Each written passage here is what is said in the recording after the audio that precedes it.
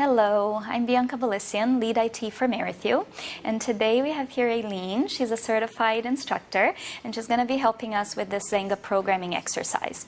This exercise is focused for the yoga practitioner. We just want to make sure, as we mentioned on the previous video, that we're not teaching this as a yoga instructor, but as a Zenga or Pilates instructor, okay? Just focused on the components of the pose, and we're going to start today with Warrior 2. So Aileen is going to come up to standing, and we can see here, just on the reformer, that we have settings of 2 and 2, and today we have for Aileen a 1.5 tension, okay? So you're going to find the tension that is best for the client to give them support, okay? And I'll mention that a little bit further detail as we start.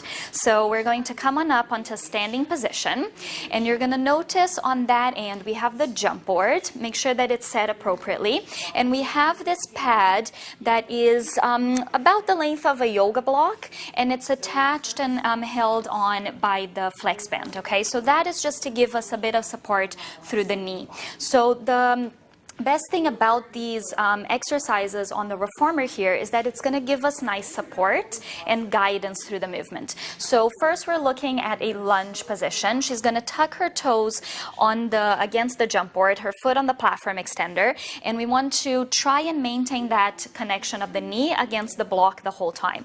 She then is going to extend that back leg. We're going to have about 45-degree angle of lateral rotation of that leg with the heel against the vinyasa triangle. You could also use the shoulder rest as well. And here we're going to then deepen that lunge a little bit. That's it, and hold. And then lift the torso up. She's going to gently release the jump board and take the arms. Yeah, let's just go out to the sides for a second here. So here is where you want to test the tension for the client. They should feel, just do a little bounce for us here. They should feel that this is supportive and that the tension is not so light that they might go into a split, or that it's too heavy and they can barely move. Okay, so once you achieve that, for Warrior 2, we're going to take this arm forward and the other one back, and then just keep the gaze on towards the front arm. So we have this opposition and reach of the hands and fingertips away from each other, and then we have here on the front leg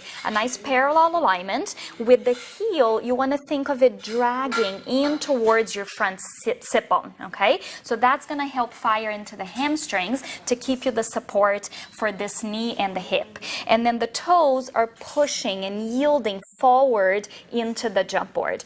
The back leg, we want to make sure that we're pushing onto the outer edge of the foot so we don't collapse inward, and that's also going to help fire into this back leg. This knee is very straight, connected into the hip extensors. And now from here, we're just going to bounce up and down there. And this is one of the best things about the Zenga programming on the equipment here. It really provides you that support. So right now she's feeling like she can connect the muscles appropriately. So then when we take this onto the mat, she's going to feel much better connection and improvement on her practice.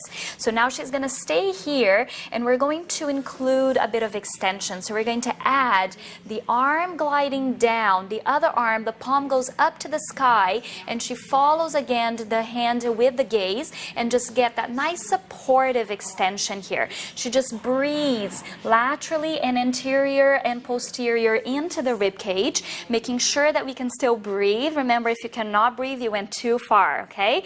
And then just feel that support of the equipment, pulling into the feet towards the sit bones, and then to return, connecting the ribs, returning the arms, and then pulling the carriage all the way back in. I can give her a little bit support. Hands go onto the foot bar, and then she will come off of the reformer.